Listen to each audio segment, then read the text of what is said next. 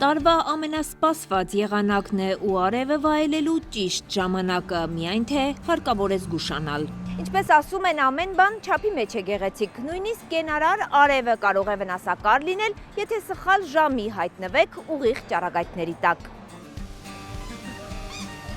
Թե ինչպես պաշտպանվել արևից հասարակությունը մասամբ է տեղյակ։ Հարցման մասնակցած քաղաքացիներն արևից զգուշանալու տարրական գիտելիքներ ունեն։ Գլխարկ հիմնականում պետք է դրվի երևի թե։ Արևապաշտպան քսուկներ օգտագործում եք։ Ոչ։ Зонтик, все есть. Просто маршруткայից իջել եմ ու ոտքով հեսա բանկի մոտ գալիս եմ։ Այո, իհարկե գիտենք, բայց միշտ չի որ հետևում ենք։ Իսկ արևապաշտպան գլխարկ կամ հովանոց։ Ճիշտն ասած շատ եմ սիրում, նախընտրում եմ, բայց այսօր չեմ կրել։ Արևապաշտպան քսուկներ օգտագործում եք։ Այո, օգտագործում եմ։ Այս պահին էլ օգտագործել եմ, ճիշտն ասած։ Դրա համար երևի ավելի շատ առանց հովանոցի եմ։ Շոկից մարդը կարող է արևահարվել։ Իսկ դա վտանգավոր է։ Խարկ, ակնոց։ Բաց գույնի հագուստ, որը չի համապատասխանում։ Սևը պիտի հագնի, թե սպիտակ։ Չէ, սպիտակ։ Հա, սպիտակ։ Գլխարկ ես չեմ կրում, բայց ցանկալի է գլխարկ էլ դնել, որպեսզի պաշտպանվեն արևից։ Իսկ արևը ձեզ խանգարում է։ Արևը երբեք չի խանգարի մարդուն։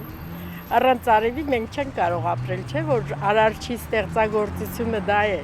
Գիտեք ժամային գրաֆիկը երբ չի կարելի գտնվել ուղիղ ճառագայթների Այն տակ։ շոկ ժամանակ 2-ից հետո պետք չի արևի տակ գտնվել։ Իմանալը մի բան է, կանոնները պահպանելն այլ։ Հարցումների ընթացքում արևի ուղիղ ճառագայթներից պաշտպանվող ոչ մի քաղաքացու չհանդիպեցինք, վստահեցնում են մեր արևի հետ հաշտ են ապրում։ Խուսափում եմ, բայց դե տուն եմ գնում, ինչ եմ։ Չեք օգտագործում հովանոց, գլխարկ, գուցե։ Օգտագործում եմ, հիմա շտապ դուրս եմ եկել, զանգել են, չեմ օգտագործել։ Արևի տակ հիմա վնասվում եք։ Գիտեմ, բայց ստիպված ենք։ Արևապաշտպան միջոցներ, գլխարկ, հագուստ, Չեմ կարում գլխարկ օգտագործել։ Ես գլխարկ չեմ սիրում, հա։ Ինչու։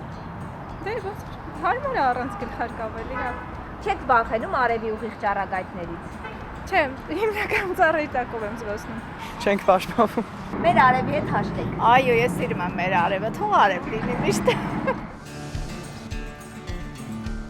Իրականում շոկ եղանակն ու արևի անթույլատրելի չափաբաժինը լի են բազմաթիվ վտանգներով։ Բժշկուհի Անահիտ Դավթյանն է զգուշացնում։ Շոկ եղանակը ունի իհարկե իր վատ ազդեցությունը մեր օրգանիզմի վրա, առաջի հերթին դա ջրազրկումներն է, որը առավելապես դիտվում է երեխաների մոտ մինչև 5 տարեկան հասակը, խոցելի խմբերում դա քրոնիկ հիվանդություն ունեցող պացիենտներն են եւ տարեցների մոտ։ Ինչպես խուսափել արևահարումներից ու ջրազրկումից, առաջին հայացքից իրազեկ հանրությունն ամեն օր է բախվում այս խնդրին, ասում է մասնագետը։ Պետք է առաջի հերթին արևի ուղիղ ճառագայթներից խուսափենք, դրա հիմնական ժամանակը դրսում չգտնվելու պետք է լինի ժամը 11-ից մինչև 17-ը ընկած ժամանակահատվածում։ Եթե ստիպված ենք գտնվել դրսում, պետք է անպայման կրենք լայնեզր գլխարկներ, արևապաշտպան ակնոցներ, ինչպես նաև ցանկալի է կրել բամբակյա, թեթև, բաց գույնի հագուստ։ Հարկավոր է հետևել ջրային ռեժիմի պահպանմանը ջրազրկումից խուսափելու համար։ Միայն թե մեծաքանակ հեղուկի ընդունումը գազավորված ըմպելիքների տեսքով չի խրախուսվում։ Ինչպես կառավարենք ջրային բալանսը մեր օրգանիզմում։ Առհասարակ խորհրդադրվում, եթե պասիվ ապրելակերպ ունենք 30 մլ կիլոգրամ հաշվարկով, իսկ եթե երեխաներ են ավելի շատ 50-ից 60 մլ, քանի որ մենք sense բոլորս միջին ակտիվություն վարող անձինք ենք, խորհրդադրվում 40 մլ կիլոգրամ հաշվարկով ջրի օգտագործումը։ Ոչ միայն գազավորված ըմպելիքներն են հակացուցվածը ալկոհոլի օգտագործումը, օրինակ գարեջրի տեսքով, որ ամառվա սեզոնին sense շատ քանակների օգտագործվում է։ Եվ սուրճի օգտագործումը, ճիշտ է, սուրճը այդ պահին sense մեզ առողջություն է պատճառում, բայց ցանկալի չի օգտագործում իհարկե։ Շոգ եղանակին լողավազաններից եւ այլ ջրային գոտիներից օգտվելու ցանկությունն իհարկե մեծ է։ Այս դեպքում եւս հարկավոր է պահպանել զգուշավորություն։ Տաք եղանակներին մանրեներն ավելի արագ են բազմանում ինչպես խմելու ջրում, այնպես էլ դեկորատիվ ջրավազանների, գետերի, լճակների, աղտոտված հատվածների ջրերում։ Լողավազանների այցը իհարկե չենք կարա բացառենք մեր կյանքից, որտեղ բոլորից դա հաճելի է, սակայն պետք է էլի նույն ժամային գրաֆիկով լինի, հա, 11-ից մինչև 17-ը ընկած ժամանակահատվածում պետք չի ոչ լողավազաններում լինել, ոչ էլ ծովափին լինել։ Ցանկալի է նաև ամառվա եղանակին օրը գոնե մի քանի անգամ գոլ ջրով ցնցողներ ընդունել, որը ջերմատվությունը կարգավորում է օրգանիզմի։ Իսկ եթե արևահարվել եք, նախանշաններ կլինեն։ Արևահարման առաջին նշանները գլխապտույտներ, թուլություններ, մաշկի կարմրություն, ինքնազգացողության վատացումներ, ճնշման տատանումներ կարող է դիտվել։ Երբ կա այդ սիմպտոմները, պետք է իհարկե արդեն դիմել բժշկի,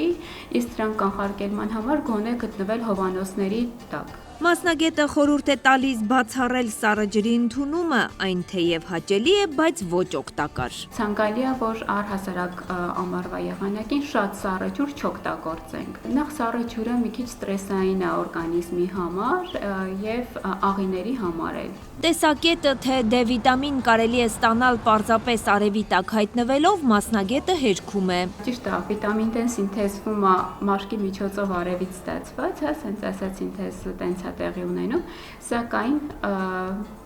ինչ պետք է լինի, որ մենք բավարար քանակի վիտամին D սինթեզենք, պետք է, ասենց ասած, մեր մարմնով, հա, մանգանք արևի տակ, իհարկե ոչ ուղիղ ճառագայթների տակ գտնվենք, քանի որ դա հնարավոր չի, արդեն լրացում է իհարկե հավելումների տեսքով։ Իսկ կանանց սիրելի արևայրուքը պարզվում է մեր մաշկն այդքան էլ չի սիրում։ Այն կարող է առաջացնել մաշկի վաղաժամ ծերացում, նախաքաղցկեղային ախտահարում եւ մաշկի քաղցկեղ։ Անպայման պետք է կիրառել արևապաշտպան քսուկներ։